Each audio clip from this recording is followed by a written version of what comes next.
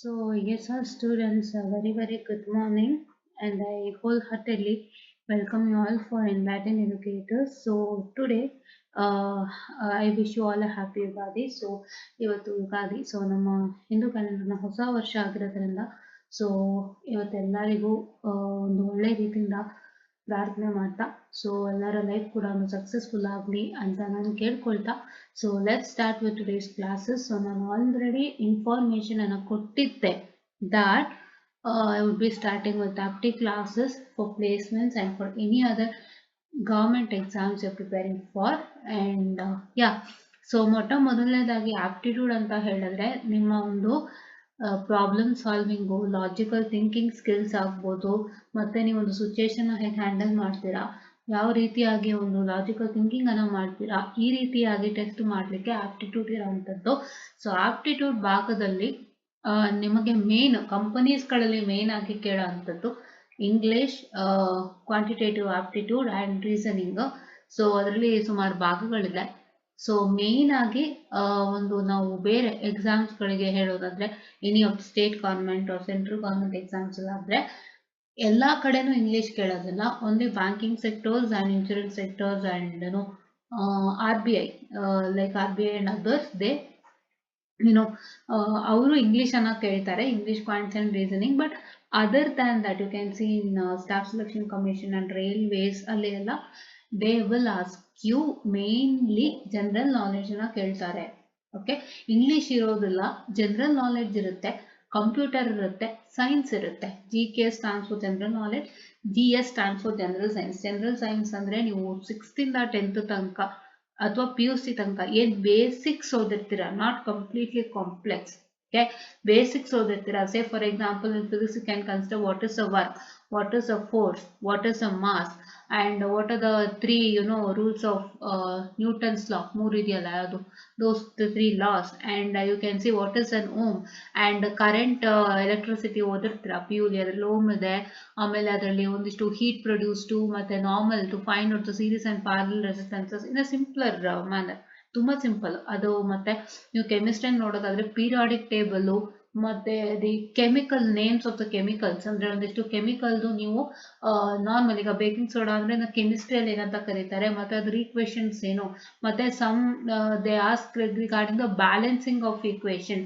So balance ಹೆಂಗ್ ಮಾಡ್ತೀರಾ equation, so ಏನ್ ಆಡ್ ಮಾಡಿದ್ರೆ ಒಂದು ಈಕ್ವೇಶನ್ ಅನ್ನೋಂಥದ್ದು ಬ್ಯಾಲೆನ್ಸ್ ಆಗುತ್ತೆ, ಗಿವನ್ ಈಕ್ವೇಶನ್ ಅಂತ ಬರುತ್ತೆ. ಅಂಡ್ ಕಂಪ್ಲೀಟ್ ಮೆಂಡಲಿಯವ್ ಮಾಡಿರುವಂತ ಒಂದು ಅಟಾಮಿಕ್ ಟೇಬಲ್ ಥಿಯರಿ ಏನಿದೆ, atomic not atomic theory, sorry, Bohr's atomic theory. ಮತ್ತೆ ಇದು ಯಾವುದು ನಮ್ಮ periodic table, complete periodic table ಅಲ್ಲಿ ಯಾವ್ಯಾವ ಪೀರಿಯಾಡಿಕ್ ಟೇಬಲ್ ಅಲ್ಲಿ ಏನಿದೆ and what characters they pursues. ಅಂದ್ರೆ ಪೀರಿಯಾಡಿಕ್ ಟೇಬಲ್ ಅಲ್ಲಿ ಒಂದು 4 ಇದಿದೆ, ಅಂದ್ರೆ word I can say 4 rows ಇದೆ. ಸೊ ಕಾಲಮ್ಸ್ಗಳು ಇದೆ, ರೋಸ್ಗಳು ಇದೆ. So this column will tell what and what are their nature ಅನ್ನೋಂಥದ್ದೊಂದು ಪ್ರಶ್ನೆ ಬರುತ್ತೆ. ಅಂಡ್ ಬಯಾಲಜಿಯಲ್ಲಿ ಆದ್ರೆ ಕಂಪ್ಲೀಟ್ ಸೆಲ್ ಪಾರ್ಟ್ ಅಂಡ್ ಇದು ನಿಮ್ಗೆ ಕೆಲವು ಕಡೆ ಏನ್ ಮಾಡ್ತಾರೆ ಅಂದ್ರೆ ಫ್ಲವರ್ ರಿಲೇಟೆಡ್ ಕೇಳ್ತಾರೆ. ಸೊ ಒಂದು ಗಿಡನ ಬಡ್ಡಿಂಗ್ ಆಗ್ಬೋದು, ವೆಜಿಟೇಟಿವ್ ರಿಪ್ರೊಡಕ್ಷನ್ ಆಗ್ಬೋದು, ಇಲ್ಲ ಗ್ರಾಫ್ಟಿಂಗ್ ಆಗ್ಬೋದು, ಈ ರೀತಿಯಾಗಿ. ಸೊ ಇವಾಗ ಒಂದು ಗಿಡನ ಒಂದು ಗಿಡದ ಜೊತೆಗೆ ಮರ್ಜ್ ಮಾಡಿದಾಗ ಈ ರೀತಿಯ ಹೂ ಬಿಡುತ್ತೆ, ಯಾವ ತರ ಹೂ ಬಿಡುತ್ತೆ ಅದಕ್ಕೊಂದು ಸಂಬಂಧಪಟ್ಟಂಗೆ. ಅಂಡ್ ಸೇ ಫಾರ್ ಎಕ್ಸಾಂಪಲ್ ಇವಾಗ ಒಂದ್ರದ್ದು ಪೋಲೆನು ಬೇರೆ ಒಂದು ಹೂವಿನ ಪೋಲೆನ್ ಹೋಗುತ್ತೆ, ಅವಾಗ ಸಮ್ ರಿಜೆಕ್ಷನ್ಸ್ ಏನಾಗುತ್ತೆ, ಯಾಕೆ ಆ ಥರ. there are many more questions that has been asked from them. So ಈ ರೀತಿಯಾಗಿ ಆಗುತ್ತೆ. GK obviously they ask a lot of current affairs, awards, ಮತ್ತೆ ಕರೆಂಟ್ ಅಫೇರ್ಸ್ ಅಲ್ಲಿ ಮೇನ್ಲಿ ಅವಾರ್ಡ್ಸ್ ಆಗ್ಬೋದು, ಅಥವಾ ಇವತ್ತಿನ ಒಂದು ಯಾರ ಒಂದು ಚೇರ್ ಪರ್ಸನ್ಸ್ ಆಗ್ಬೋದು, ಇಲ್ಲ one who's president, prime minister. ಅಂದ್ರೆ ಇವಾಗ ಏನಾದ್ರು ಫಾರ್ ಎಕ್ಸಾಂಪಲ್ ವಿತಿನ್ 6 months ಹೊಸ ಪ್ರೆಸಿಡೆಂಟ್ ಆಗ್ತಾರೆ, ಹೊಸ ಪ್ರೈಮ್ ಮಿನಿಸ್ಟರ್ ಆಗ್ತಾರೆ, ಅಥವಾ ಯಾವುದೋ ಒಂದು ಬ್ಯೂರಿಯೋಗೆ ಹೊಸ ಚೇರ್ಮನ್ ಆಗ್ತಾರೆ. ಆ ರೀತಿಯಾಗಿ ಚೇಂಜಸ್ಗಳಾದಾಗ they will ask you all those changes. And yeah, ಅದೊಂದು. ಮತ್ತೆ ಇನ್ನು ನೆಕ್ಸ್ಟ್ ಏನಪ್ಪಾ ಅಂತ ಹೇಳಿದ್ರೆ they will ask you regarding the sports ಅಲ್ಲಿ ಏನೇನ್ ಆಗ್ತಾ ಇದೆ, ಯಾರಿಗೆ ಅವಾರ್ಡ್ ಸಿಕ್ತು, ಯಾರಿಗೆ ಅಚೀವ್ಮೆಂಟ್ಸ್ ಏನೇನಾಯ್ತು ವಿತಿನ್ 6 months ಎಲ್ಲ ಕೇಳ್ತಾರೆ. ಅಂಡ್ ನೆಕ್ಸ್ಟ್ ಥಿಂಗ್ ಆಮೇಲೆ ಇನ್ನೊಂದು ಇನಾಗ್ರೇಷನ್, ಯಾರಾದ್ರೂ ದೊಡ್ಡ ಮಿನಿಸ್ಟರ್ಗಳು ಇನಾಗ್ರೇಷನ್ ಮಾಡಿದ್ರೆ ಅದನ್ನು ಕೇಳ್ತಾರೆ. ಸೇ for example day before yesterday ಅಥವಾ ಈ ಒಂದು ವಾರದ ಒಳಗೆ ಒಂದು ಯಾವುದು ಒಂದು ಸ್ಟೇಡಿಯಂ ಇನಾಗ್ರೇಷನ್, ಅಂದ್ರೆ ಸ್ಟೇಡಿಯಂಗೆ ಗುದ್ಲಿ ಪೂಜೆ ಮಾಡಿದ್ರು VC ಫಾರಂ ಅಲ್ಲಿ.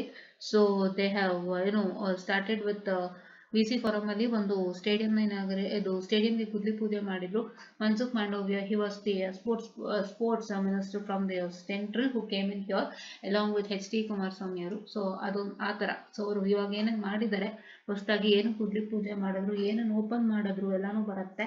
ಆ್ಯಂಡ್ ಹಿಸ್ಟ್ರಿಯಲ್ಲಿ ಕೂಡ lots of questions from Mughal Empire and from Ashoka Empire, Chandragupta ಅವ್ರ ಕಡೆದು, ಮತ್ತೆ ವಾರ್ಗಳು, ಮತ್ತೆ ಮೂಮೆಂಟ್ಸ್ ಅಂತ ಹೇಳಿದ್ರೆ ಗಾಂಧೀಜಿ ಮಾಡಿರೋಂಥ ಸತ್ಯಾಗ್ರಹ ಮೂಮೆಂಟ್ಸ್ಗಳಾಗ್ಬೋದು, ಅಥವಾ ಒಂದಿಷ್ಟು ಜನ ಮಾಡಿರ್ತಕ್ಕಂಥ ಮೂಮೆಂಟ್ಸ್ಗಳಾಗ್ಬೋದು, ಕ್ವಿಟ್ ಇಂಡಿಯಾ ಮೂಮೆಂಟು, ಆ್ಯಂಡ್ ಹಲವಾರು ಏನಂತ ಹೇಳ್ತಾರೆ ಒಂದಿಷ್ಟು ಇದಕ್ಕೆ ರಾಜರಿಗೆ ಸಂಬಂಧಪಟ್ಟಂತ ವಿಷಯಗಳು, ಸ್ಕಲ್ಪ್ಚರ್ಗೆ ಸಂಬಂಧಪಟ್ಟಂತ ವಿಷಯಗಳು. ಅಂದ್ರೆ ಯಾವ ಸ್ಕಲ್ಪ್ಚರ್ನ ಇವಾಗ ನಮ್ಮ ಮಧುರೈಲಿ ಯಾವ ತರ ದ್ರಾವಿಡಿಯನ್ ಸ್ಕಲ್ಪ್ಚರ್ನ ಬಳಸಿರ್ತಾರೆ, ಮಧುರೈ ಒಂದು ಮೀನಾಕ್ಷಿ ಟೆಂಪಲ್ ಕಟ್ಲಿಕ್ಕೆ ಆ ರೀತಿಯಾಗಿ, ಮತ್ತೆ ಪೇಂಟಿಂಗ್ಗೆ ಸಂಬಂಧಪಟ್ಟಂತೆ, ಮತ್ತೆ ಮ್ಯೂಸಿಕ್ಗೆ ಸಂಬಂಧಪಟ್ಟಂತೆ, ಡ್ಯಾನ್ಸ್ಗೆ ಸಂಬಂಧಪಟ್ಟಂತೆ.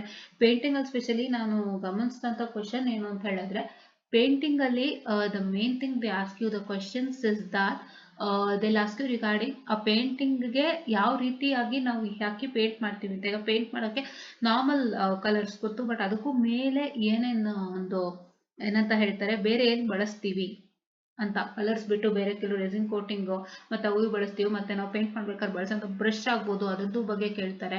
ಆ್ಯಂಡ್ ಈ ಪೇಂಟಿಂಗ್ ಯಾರು ಮಾಡ್ತಾ ಇದ್ದಾರೆ, ಯಾವ ಸ್ಟೇಟಲ್ಲಿ ಮಾಡ್ತಾ ಇದ್ದಾರೆ ಪೇಂಟಿಂಗ್ ಅಂತ ಅಂದ್ಬಿಟ್ಟು. And specially regarding the dance and ಇದು ಡ್ಯಾನ್ಸ್ ಮತ್ತೆ ಸಿಂಗಿಂಗ್ ತುಂಬ ಇದೆ. ಸಿಂಗಿಂಗ್ ಅಲ್ಲಿ ನೀವು ಅನ್ಕೋಬಹುದು ಸಿಂಗಲ್ ಬರೋದೆ Karnataka classical music long with Hindustani ಅಷ್ಟೇ, ಆದರೆ ಡ್ಯಾನ್ಸ್ ತುಂಬಾ ಇದೆ.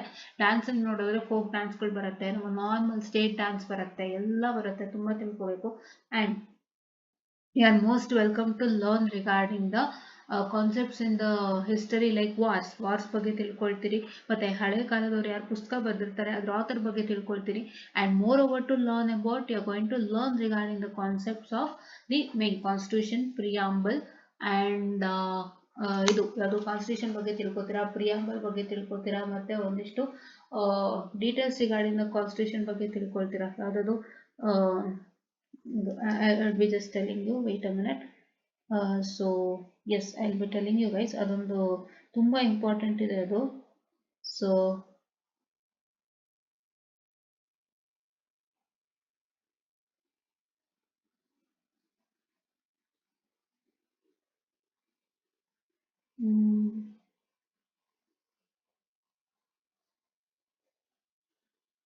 ಪ್ರಾವಿಷನ್ಸ್, ಒಂದಿಷ್ಟು ಪ್ರಾವಿಷನ್ಸ್ ಇದೆ. ಆಮೇಲೆ ಇದು ಯಾವುದು constitutional bodies, preamble, important articles ಎಲ್ಲ ನೀವು ಕಟ್ಕೋಬೇಕಾಗುತ್ತೆ. And you should also remember things regarding the amendment ಆ್ಯಕ್ಟ್ಗಳು ಯಾವ್ಯಾವುದು ಅಂತ ತಿಳ್ಕೋಬೇಕಾಗತ್ತೆ. So that's also the most important things. And ಈ ರೀತಿಯಾಗಿ ಹಲವಾರು ಕ್ವಶನ್ಸ್ಗಳು ಬರುತ್ತೆ. But what you have to know is by the end of the day ಯಾರ್ಯಾರು ಪ್ಲೇಸ್ಮೆಂಟ್ ಟ್ರೈ ಮಾಡ್ತಿದ್ದೀರಾ, ಸೊ ನಿಮಗೆ ವೆರಿ ಬೇಸಿಕಲ್ ವರ್ಕ್ ಆಗುತ್ತೆ. ಕಾಂಪ್ಲೆಕ್ಸಿಟಿ ಇರುತ್ತೆ, ಇಲ್ಲ ಅಂತಲ್ಲ, but not this much. Okay, this is all we discussed for exams. Okay, ಬೇರೆ government exams ಬರೆಯೋರ್ಗಾದ್ರೆ ಇದು ಕಾಂಪ್ಲೆಕ್ಸಿಟೀಸ್ ಲೆಕ್ಕಾಚಾರಕ್ಕೆ ಬರುತ್ತೆ. But one who's taking a placements they can have a simple study. ಓಕೆನಾ, ನೀವು ಸಿಂಪಲ್ ಆಗಿ ನಿಮ್ಮ ಪ್ಲೇಸ್ಮೆಂಟ್ಸ್ಗೆ ಸಂಬಂಧಪಟ್ಟಂತೆ ಸಪ್ರೇಟ್ ಇರುತ್ತೆ ಆಪ್ಟಿಟ್ಯೂಡ್, ಅದನ್ನ ಕಲ್ತ್ಕೋಬಹುದು. ನಿಮಗಾದ್ರೆ not too much of complexity like how government exam is, just ಅಂಡರ್ಸ್ಟ್ಯಾಂಡಬಿಲಿಟಿಗೋಸ್ಕರ ಒಂದು ಮೀಡಿಯಂ ಕಾಂಪ್ಲೆಕ್ಸಿಟಿಯಲ್ಲಿ ವರ್ಕೌಟ್ ಮಾಡೋಂಥ ಚಾನ್ಸಸ್. ಸೊ ಹಂಗಾಗಿ ನಮಗೆ ಅವರು ಎಷ್ಟು ಶಕ್ತಿ ಇದೆ, ನಮ್ಮ ಲಾಜಿಕಲ್ ಥಿಂಕಿಂಗ್ ಆಗ್ಬೋದು, ನಮ್ಮ ಪ್ರಾಬ್ಲಮ್ ಸಾಲ್ವ್ ಮಾಡಲಿಕ್ಕೆ ನಾವು ಬಳಸೋಂಥ ಮೆಂಟಲ್ ಅಬಿಲಿಟಿ. ಮೇನ್ ಥಿಂಗ್, ಯಾವುದೋ ಒಂದು ಪ್ರಾಬ್ಲಮ್ ಬಂತು ಅಂದರೆ ನೀವು ಖಂಡಿತ ಸಾಲ್ವ್ ಮಾಡೇ ಮಾಡ್ತೀರಾ. ಸೊ ಅದು ನೀವು ಹೇಗೆ ಮಾಡ್ತೀರಾ ಅನ್ನೋಂಥದ್ದು ಇಟ್ಸ್ ಆಲ್ ನೀವು ಹ್ಯಾಂಡ್ಸ್. ಅದನ್ನು ಟೆಸ್ಟ್ ಮಾಡೋಕ್ಕೋಸ್ಕರ ಅವ್ರು ಇದು ಮಾಡ್ತಾರೆ. ಅದರಲ್ಲಿ ಮೇನ್ ಏನಪ್ಪ ಅಂತ ಹೇಳಿದ್ರೆ, you all can know that direction sense ಇಂತಾನು ಇದಿದೆ. ಸೀಟಿಂಗ್ ಅರೇಂಜ್ಮೆಂಟ್ ಅಂತ ಬರುತ್ತೆ ರೀಸನಿಂಗ್ ಅಲ್ಲಿ. ಸೀಟಿಂಗ್ ಅರೇಂಜ್ಮೆಂಟ್ ಅಂತ ಬರುವಾಗ ನಾವು ತುಂಬಾ ಯೋಚನೆ ಮಾಡಿ ಒಬ್ಬನ ಕೂರಿಸ್ಬೇಕಾಗತ್ತೆ ಅಲ್ವಾ. ಅಲ್ಲೊಂದಿಷ್ಟು ಡೀಟೇಲ್ಸ್ ಕೊಟ್ಟಿರ್ತಾರೆ. ಇವರು F is sitting to the left of A, F is sitting to the left of A, F is sitting between neither or nor A, ಏನೋ ಆ ಥರ ಒಂದಿಷ್ಟು ಬರುತ್ತಾ ಇರುತ್ತೆ. And all those things have to understand and find out. So ಕೆಲವೊಂದು ಏನಾಗಿರುತ್ತೆ, ತುಂಬಾ tricky ಆಗಿರುತ್ತೆ. When you don't get even a single clue. Say for example, if you can see in the floor and flat arrangement, ಕೆಲವು ಸತಿ exam arrangement ಸಿಗುತ್ತೆ ನಿಮಗೆ. Monday to Saturday exams ಇರುತ್ತೆ ಇಷ್ಟು ಸ್ಟೂಡೆಂಟ್ಸ್ಗೆ, ಆ್ಯಂಡ್ ಅದರಲ್ಲಿ F is having exams on Monday ಅಂತ ಕೊಟ್ಬಿಡ್ತಾರೆ. ಸೊ ನಿಮ್ಗೆ ಅದೇ ಫಸ್ಟು ಲಾಜಿಕ್ಕು, ಎಫ್ಗೆ ಮಂಡೇ ಎಕ್ಸಾಮ್ ಇದೆ ಅಂತ. ಸೊ ಎಫ್ನ ಮಂಡೇ ಕೂರಿಸ್ತೀರಾ, ಮಿಕ್ಕಿದೆಲ್ಲ you arrange according to the given. ಕೆಲವು ಸತಿ ಏನ್ ಮಾಡ್ತಾರೆ, ಸೊ ಏನೋ G is having an exam on an odd numbered day ಅಂತ. ಸೊ ಆಡ್ ನಂಬರ್ಡ್ ಡೇ ನೀವು ನಾಲ್ಕು ಇಟ್ಕೊಂಡು ಆಡ್ ನಂಬರ್ಡ್ ಡೇ ಎಲ್ಲ ಜಾಯಿನ್ ಮಾಡ್ತೀರಾ. ಸೊ ಅದ್ರಲ್ಲಿ ಅವ್ರು ಏನ್ ಮಾಡ್ತಾರೆ, ಕೆಲವು ಹೇಳ್ತಾರೆ that this particular person is not having the exam on this day ಅಂತ. ಈಗ ಇವ್ರಿಗೆ ಆಡ್ ನಂಬರ್ಡ್ ಡೇ ಅಲ್ಲಿ ಎಕ್ಸಾಮ್ಸ್ ಇದೆ, ಬಟ್ ಆದ್ರೆ ಅವ್ರಿಗೆ ಥರ್ಸ್ಡೇ ಎಕ್ಸಾಮ್ ಇರೋದಿಲ್ಲ ಅಂತಾರೆ, ನಾವು ಮೆನ್ಷನ್ ಮಾಡಿರ್ತಾರೆ. ಸೊ ಅವಾಗ ನೀವೇನ್ ಮಾಡ್ತೀರಾ, ಒಂದು ಎಲಿಮಿನೇಷನ್ ಮಾಡ್ಕೋಬಹುದು. If in case you don't have any idea regarding ನಾನು ಏನು ಮಾಡಬೇಕು, ಇಲ್ಲಿ ಕೊಟ್ಟಿರೋದ್ರಲ್ಲಿ ನನಗೆ ಒಂದು ಸ್ಟಾರ್ಟಿಂಗ್ ಪಾಯಿಂಟ್ ಅಂತ ಕ್ಲೂ ಸಿಗ್ತಿಲ್ಲ ಅಂದರೆ you have to work it out well. ಅವಾಗ ಅದನ್ನೇ ನಾವು ಅವ್ರ ಮೆಂಟಲ್ ಅಬಿಲಿಟಿ ಚೆಕ್ ಮಾಡೋದು, ಹೇಗಿರುತ್ತೆ ಏನು ಎತ್ತ, ಒಂದು ಲೆಕ್ಕನ ಹೆಂಗೆ ಸಾಲ್ವ್ ಮಾಡ್ತೀರಾ ಅನ್ನೋಂಥದ್ದು. And apti as I told you, quants reasoning, English, general knowledge, general science and computer knowledge. Computer knowledge ಏನಂದರೆ ಬೇಸಿಕ್ ಕಂಪ್ಯೂಟರ್ ನಾಲೆಡ್ಜು. ನಾನು ಏನು ಹೇಳ್ತೀನಿ ಗೊತ್ತಾ, ತುಂಬಾ ಈಸಿ ಇರುತ್ತೆ. ನಿಮ್ಗೆ ಏನು ಅಂತಂದರೆ VLSI ಒಂದಿಷ್ಟು ಕಲ್ತಿರ್ತೀರಾ. ಏನಂತ ಹೇಳಿದ್ರೆ ಎಲೋಮೇಟಲ್ಲಿ what is the syllabus, this give me a minute. So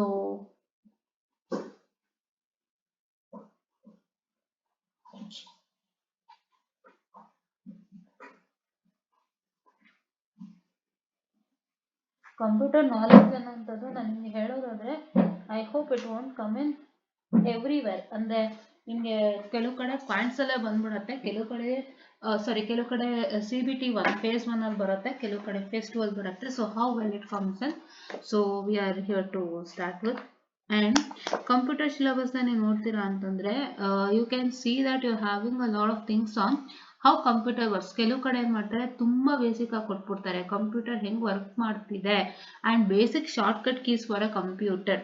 ಅಂದರೆ ಒಂದು ಕಂಪ್ಯೂಟರ್ಗೆ ಈಗ ಹೇಗೆ ಕಾಪಿ ಮಾಡ್ತೀರಾ, how do you copy, Ctrl+C, how do you paste, Ctrl+V, and how do you Ctrl+N, go to the end of a document, Shift+Home, highlight from current position to beginning of lines, ಅವೆಲ್ಲ ಇರುತ್ತೆ.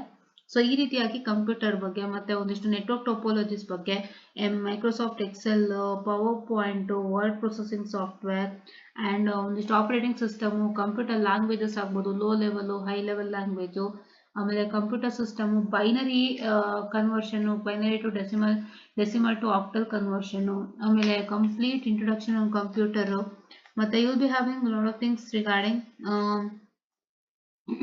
Microsoft ಬಗ್ಗೆ questions ಇರುತ್ತೆ, and internet ಬಗ್ಗೆ, and computer networking, network topology ಕಲ್ತಿರ್ತೀರಾ, website www ಕಲ್ತಿರ್ತೀರಾ, and you will having database, DBMS, database management system, and you have information and communication technology. Along with will be having ನಿಮಗೆ main byte bit ಮತ್ತು ಇದು ಓದಿರ್ತೀರಾ, obviously have learn small scale integration, medium scale integration, large scale integration, VLSI, very large scale integration, ultra large scale integration from the topic VLSI. So ಯಾರೆಲ್ಲ B ಓದುತ್ತೀರಾ ಅವ್ರಿಗೆ ಗೊತ್ತಿರುತ್ತೆ, specially computer and information science ಓದಿ if anybody is coming to government exam, ಕಂಪ್ಯೂಟರ್ದೆಲ್ಲ basics ನಿಮಗೂ ಗೊತ್ತಿರುತ್ತೆ, electronics and communication ಓದ್ದವ್ರಿಗೂ ಗೊತ್ತಿರುತ್ತೆ, because ನೀವು ಮೈಕ್ರೋಸಾಫ್ಟ್ ಅಂತ use ಮಾಡಿರ್ತೀರಾ.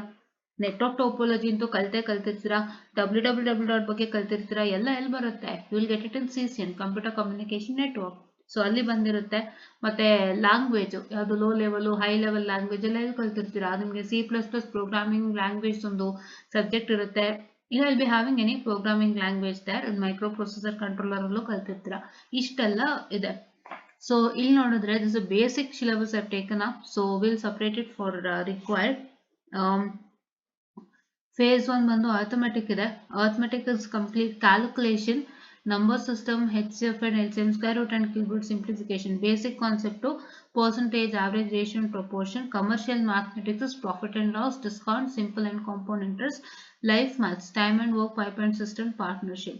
So moment is time, speed and distance, problem on train, boats and streams, and mixing is mixture and alligation. Algebra ladre expressions, so linear equation, quadratic, arithmetic progression, geometry, and rules and properties, and solving for range and absolute value. Main ಆಗಿ ನಿಮಗೆ linear quadratic equation ಬರುತ್ತೆ, AP ಬರುತ್ತೆ, ಇದೆಲ್ಲ harmonic progression ಬರುತ್ತೆ.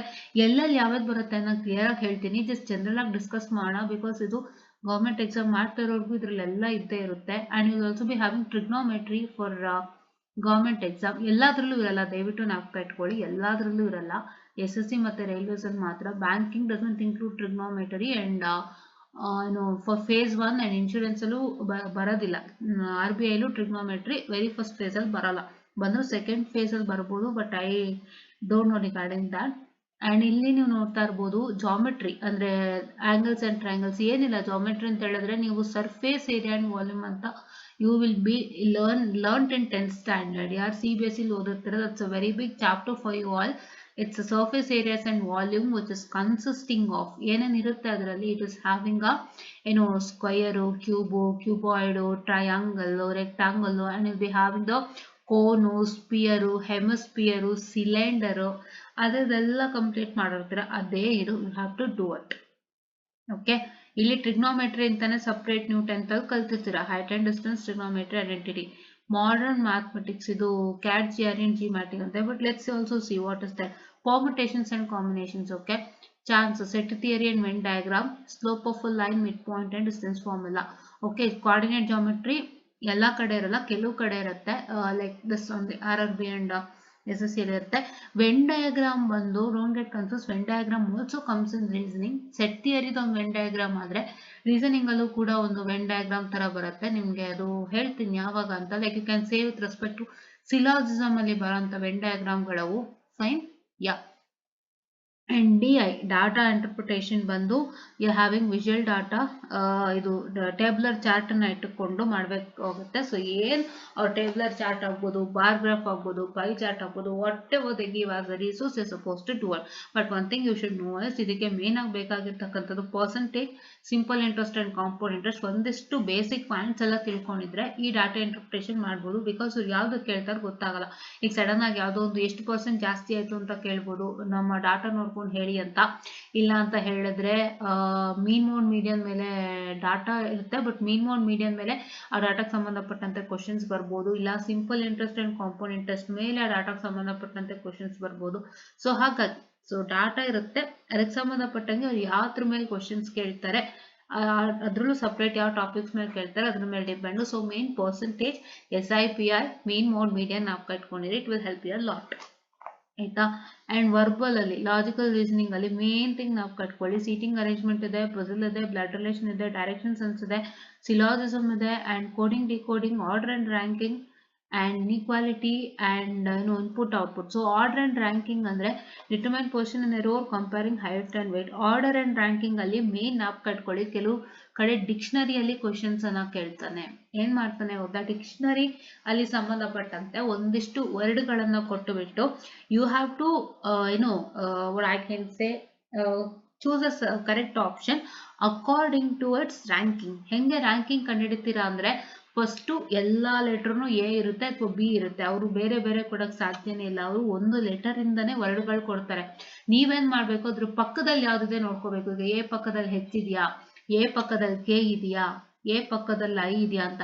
If in case if each and every option, 4 option ಏನಿದೆ ಅದರಲ್ಲಿ A ಪಕ್ಕದಲ್ಲೇ H ಇತ್ತು ಅಂದ್ರೆ ಅದ್ರ ಪಕ್ಕದ ನೋಡಿ, ಅದ್ರ ಪಕ್ಕದಲ್ಲಿ ಕೆಲವು ಸತಿ A ಇರುತ್ತೆ, ಕೆಲವು ಸತಿ B ಇರುತ್ತೆ, ಕೆಲವು ಸತಿ C ಇರುತ್ತೆ. According to the alphabetical order you're going to join, ಅದನ್ನ ಹೇಳ್ಕೊಡ್ತೀನಿ. Fine, I'll teach that also into that.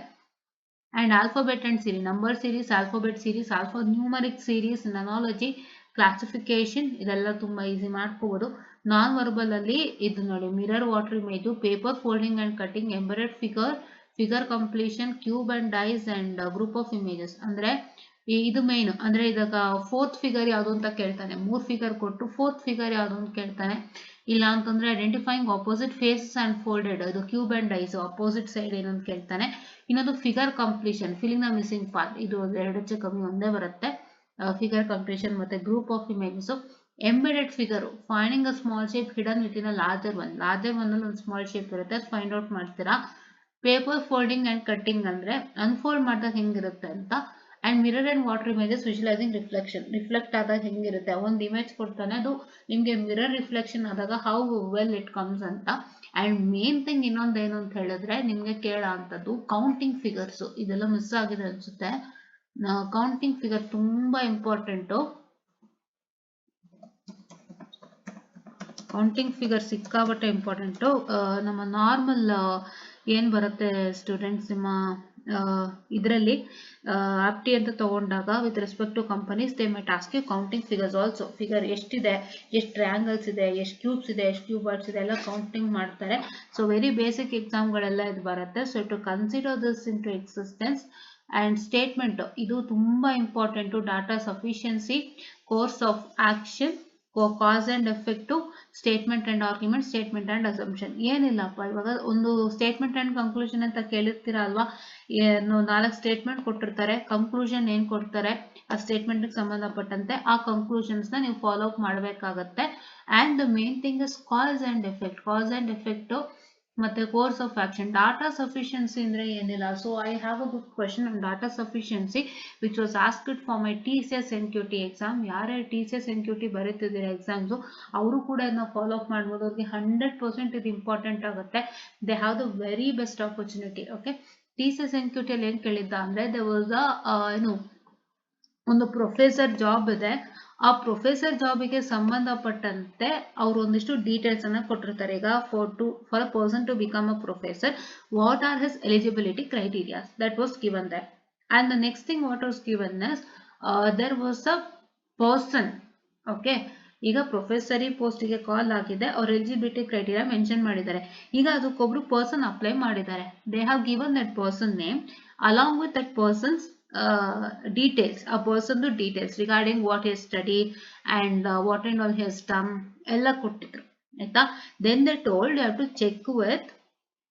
have to check with the both and you have to tell how much sufficiency. ಆ ರೀತಿಯಾಗಿ ಒಂದು ಪ್ರಶ್ನೆಯನ್ನ ಕೇಳಿದ್ರು.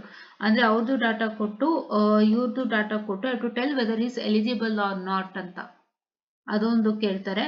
ಆಮೇಲೆ ಇನ್ನೊಂದೇನ್ ಕೇಳ್ತಾರೆ ಅಂತಂದ್ರೆ, ಒಂದು ಮೇನ್ ಆಗಿ ನಾನು ಇಷ್ಟು ದಿವಸದಲ್ಲಿ I am taking many of the government exam. So ಅದಕ್ಕಾಗಿ ಇದನ್ನ ಸ್ಟಾರ್ಟ್ ಮಾಡಿದ್ದು, ಬಿಕಾಸ್ ನಮಗೂ ಕಲ್ತಂಗಾಗುತ್ತೆ. ಎಷ್ಟೋ ಜನ ಆಪ್ಟಿಟ್ಯೂಡ್ ಓದ್ತಾ ಇರೋರಿಗೆ especially for placements and other government exam help ಆಗುತ್ತೆ ಅಂತ in the best way I am trying to do. ಏನಂದ್ರೆ there was a question asked regarding sitting arrangement. Okay, sitting arrangement and they have given some statements regarding that. Okay, sitting arrangement ಏನ್ ಮಾಡ್ತಾರೆ ಅಂತಂದ್ರೆ ABCD and F sitting in a row facing north ಅಂತೇನೋ ಕೊಟ್ಬಿಟ್ಟು ಕೆಳಗಡೆ ಏನ್ ಮಾಡ್ತಾರೆ ಅಂತ ಅಂದ್ರೆ ಅವರು 2 ಸ್ಟೇಟ್ಮೆಂಟ್ ಅನ್ನ ಕೊಡ್ತಾರೆ. ಓಕೆನಾ, 2 ಸ್ಟೇಟ್ಮೆಂಟ್ ಅನ್ನ ಕೊಟ್ಬಿಟ್ಟು ಒಂದು ಕ್ವಶನ್ ಅನ್ನ ಕೊಡ್ತಾರೆ. So where is that particular person sitting, or a 2 person ಮಧ್ಯದಲ್ಲಿ ಅಥವಾ A&B ಮಧ್ಯದಲ್ಲಿ ಎಷ್ಟು ಜನ ಕೂತ್ಕೊಂತ ಇದ್ದಾರೆ ಆ ತರ ಒಂದಿಷ್ಟು ಕೇಳ್ಬಿಟ್ಟು they say they'll ask you whether the given data. First ಅವ್ರು ಏನ್ ಹೇಳ್ತಾರೆ, ಜಸ್ಟ್ ಒಂದು ಕ್ವಶನ್ ಹೇಳಿರ್ತಾರೆ, ABCD and F sitting on a row facing north ಅಂತ. ಅದು ಓಕೆ, ಅದು ಬೇರೆ. ಕೆಳಗಡೆ ಏನಂದ್ರೆ ಅದಕ್ಕೆ ಸಂಬಂಧಪಟ್ಟಂಗೆ ಕಂಟಿನ್ಯೂಷನ್ ಪಾರ್ಟ್ ಅಂದ್ರೆ ಒಂದಿಷ್ಟು ಹೇಳ್ತಾರಲ್ಲ, ಸೊ ಕ್ಲೂಗಳು ಕೊಡ್ತಾರಲ್ಲ ಆ ತರ ಕ್ಲೂ ಕೊಟ್ಟಿರ್ತಾರೆ. ಅಂಡ್ ಅವ್ರು ಏನ್ ಮಾಡ್ತಾರೆ, ಕ್ಲೂ ಕೊಟ್ಬಿಟ್ಟು ಕ್ಲೂ ಸಂಬಂಧಪಟ್ಟ ಒಂದು ಕ್ವಶನ್ ಹಾಕ್ತಾರೆ. ಅವ್ರೇನ್ ಮಾಡ್ತಾರೆ, ಅವ್ರೇನ್ ಕೇಳ್ತಾರೆ ಅಂದ್ರೆ whether the clue is very much sufficient to find out your answer ಅಂತ. ಕ್ಲೂ ಸಫಿಷಿಯಂಟ್ ಆಗುತ್ತಾ, ಅವ್ರು ಕೇಳಿರ್ತಕ್ಕಂಥ ಪ್ರಶ್ನೆಗೆ ಲಾಸ್ಟ್ ಅಲ್ಲಿ ಈಗ ಒಂದು ಪರ್ಟಿಕ್ಯುಲರ್ ವ್ಯಕ್ತಿ where is the sitting, where is the sitting are in between 2 person how many members are there, ಈ ರೀತಿಯಾಗಿ ಒಂದು ಪ್ರಶ್ನೆ ಹಾಕ್ಬಿಟ್ಟು ನಾವು ಕೇಳಿರ್ತಕ್ಕಂಥ ಪ್ರಶ್ನೆಗೆ ನಾವು ಕೊಟ್ಟಿರ್ತಕ್ಕಂಥ clues it very much sufficient to answer ಅನ್ನೋಂಥ ಪ್ರಶ್ನೆ ಬರುತ್ತೆ. ಸೊ ಈ ರೀತಿಯಾಗಿ